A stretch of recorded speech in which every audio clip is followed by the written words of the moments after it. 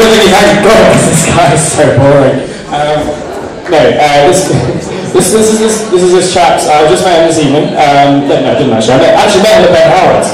And actually, I think the Bengal Lancers did a better job of playing his song than him. Did anyone notice that, by the way? The Ben Howard kid? Yeah, one person. Cool. Anyway.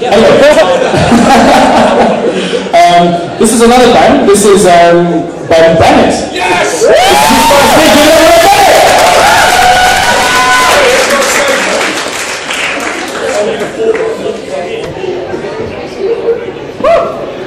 Hello. Yeah. Woo. Please don't sing along to this. It'll ruin it. I like coming out and doing the Bennett gigs. There's a lot of Bennett here. I like that because you go out with them and they do crazy shit, like proper mental stuff. Like the camera social was the first thing I ever went on, and that's absolutely bizarre. I was terrified. Oh, it was a good night. I was terrified because I was scared that later in life I'll go into my GP, go in like a problem. Obviously, trust GP problem, and I'll think, I recognise you from somewhere. Where have I seen you from? Where is it? What is it? And they go, oh yeah, that's right. The last time I saw you, you were running bollock naked through the loaded dog. And I'm thinking, no, you can't be my doctor. I've seen your balls more than you've seen mine. But no, I'm actually a second year geographer. I think I make a good medic though. I like going out, I like getting pissed. I don't actually know who the bloody hell Mike Bath is. And I'm quite good at covering up their bodies. But I thought, when I came to Leicester, I thought everything was like it was in the prospectus, in the little booklets you get given. And it's not, that's a complete lie. One of the lies was the library. There's always a picture of the library, and it's like, everyone looks really happy, and they look like they're really glad to be there, and it looks like every race on earth has been, manifested in this picture. It looks like a fucking UN council. So I'm thinking, I could be part of that, yeah. I could be like, Jamaica or some shit. I could do that, honestly. But it's not. I think what the picture should be is a girl having a breakdown because she can't open the turnstiles at one girl. What they don't tell you about is the herds of Chinese exchange students, right? We just seem to spend our whole lives inside the library. I saw one of them having a picnic. Honestly, I swear to God. And they don't pay for that. They don't. Another thing is the accommodation. We all know that the accommodation is quite nice. John Foster's. That's lovely. Honestly, it is. You've seen it. Yeah, you might have done. But Mary G. Fucking hell.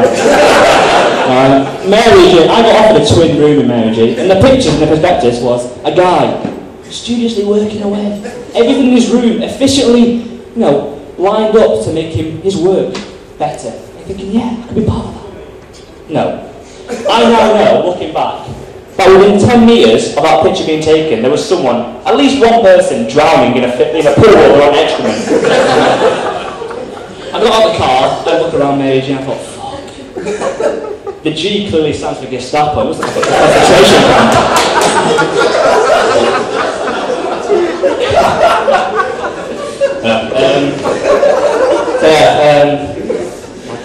I got offered a twin room.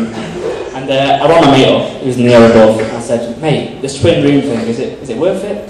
And he goes, how about you decide? I'll tell you a story. I goes, basically, I had a mate who was in a twin room in Mary G, and he woke up in the middle of the night to find a guy, his roommate, who he'd only known for 3 days, stood above him, just having a wank. I don't know why I added 3 days to it, I don't think that would make any difference. If I'd known you for a year, don't start starting over. But no, so I turned it down because I'm thinking, I don't know about you lot, but I could not live under the constant threat of a midnight bukkake. If you don't know what bukkake is, ring your mum and tell her to Google it. But if you ring her and she doesn't have to Google it, might I suggest ringing home first before you start surprising her with weekend home? There's nothing worse than not being able to get into your house because there's a queue.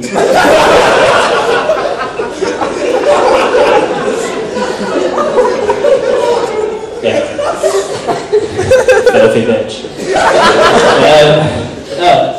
Like I said, I'm a second year geographer. When I'm not you know, doing this shit, spend a lot of time at the pub. I've had 7 pints today. It's going well. But you know, you go into the pub too much when you start going in. When the TVs don't show any sport, you just show like normal TV. You walk in, there's like 10 lads sat around watching Come Down with me. And you've never seen anything more weird than 10 lads sat around going, 7 out of 10? I can make a better quiche than that.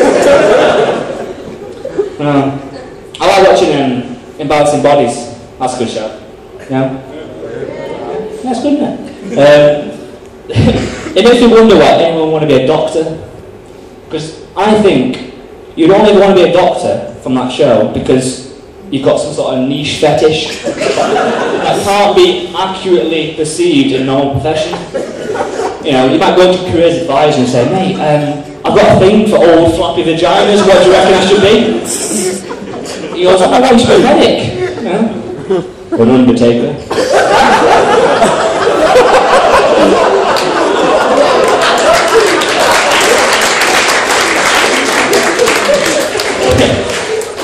But the best one I ever saw, the best little piece that was on the Embarrassing Bodies that I ever saw was a guy came in and he says, he goes, yeah, doctor, there's something up my arse.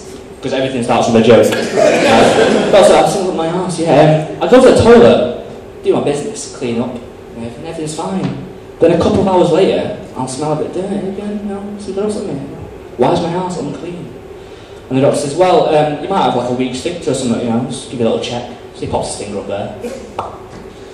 He don't make that sound, it just comic effect. He pops his finger up there and goes, right, can you just squeeze my finger? Because if you've got a weak one, it might just leak out a little bit.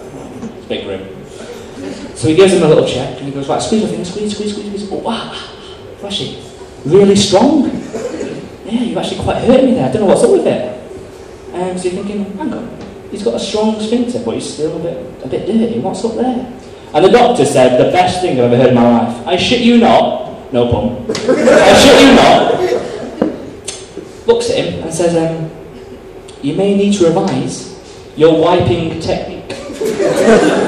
2 things came to my head at that point. I said, firstly, what the fuck is a wiping technique? That implies a series of moves. What is this guy doing? Flossing. And secondly, this guy's come on Embarrassing Bodies because he wants free medical care. Like everyone does Embarrassing Bodies. No one's willing to show their tits on TV unless you're a slag. And in turn, instead of realising that he's got something medically wrong with him, it turns out he's been outed as a dirty bastard who can't wipe his own ass on TV. So, yeah, we've covered bukkake, shit. I suppose it's best time to call it quits. Thank you very much.